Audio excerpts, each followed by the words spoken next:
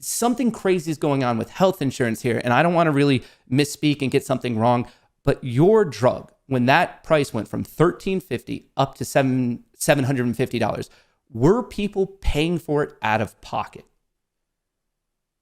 Yeah, I mean, I think every drug company, the biggest fear they have is anybody paying out of pocket. That's just something that no drug company ever wants to have a patient pay out of pocket, because it's obviously it's the scariest thing. I mean, imagine going to a Duane Reade or Walgreens, swiping your prescription, and they bring you up for $25,000 or $5,000 or something like that. It's scary. I mean, it's crazy.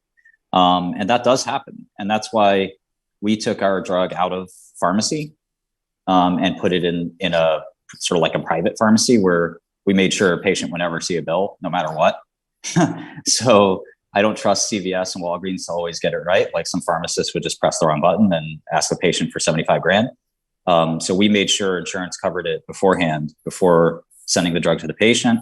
If that was taking too long, we would just send the drug to the patient immediately.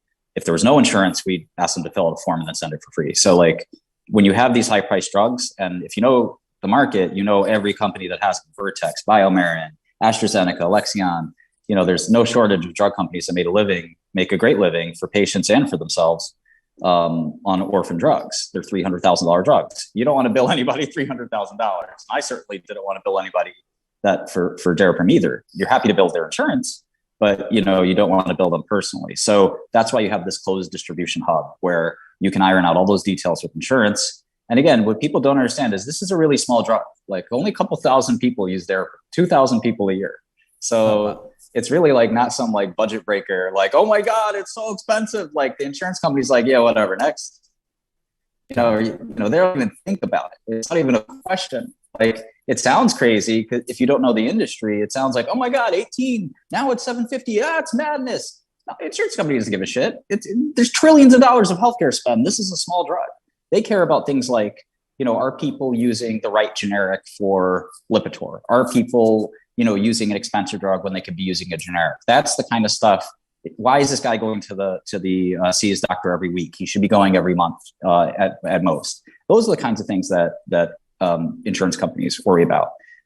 Prices on pharmaceuticals are seldom, especially ones that sell below 100 million, are seldom even thought about. They worry about drugs that sell $1 billion or more. They want to make sure that if you're going for Botox, that they're going to charge you for like half or all of that, because it's not really medically necessary for aesthetic reasons. But if you have a life-saving medicine you need, insurance always covers that. They're never going to say no. And in the edge cases where they do say no, I want people to get the drug. Are you crazy? I mean, why wouldn't I? It doesn't cost us anything to make it. So for us, it's easy to give it away. And in fact, we gave away 1,400 out of those 2,000 patients got our drug for free. So we got paid on 600 people. So when you get paid on only a fraction of your customers, you need to get paid a lot when you get paid. Otherwise, you can't afford to give away medicine at all. And that's what's happened in the past when I've raised prices in other drugs.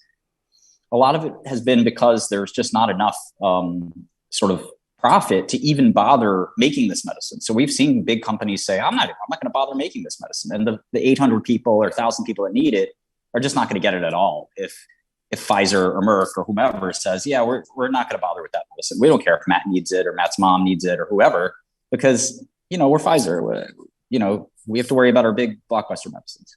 So people like me buy it. We need to stay in business. So we'll raise the price. And then we can guarantee that every single patient can get it. And there'll be a backup supply. There'll be a patient hub to call if you have a problem, all that stuff that the other company wouldn't provide before. So to me, it's really sort of the criticism comes from people that don't understand the industry. Everybody I talk to in the industry is sort of like, oh, I get this. My company did this once, or whatever the case is. So like, it's easy to like look at this really complicated industry that has a lot of moving parts and make some bold claim about it or have some extreme feeling about it. But when you actually peel back the layers and understand it, it's a lot sort of simpler than it looks.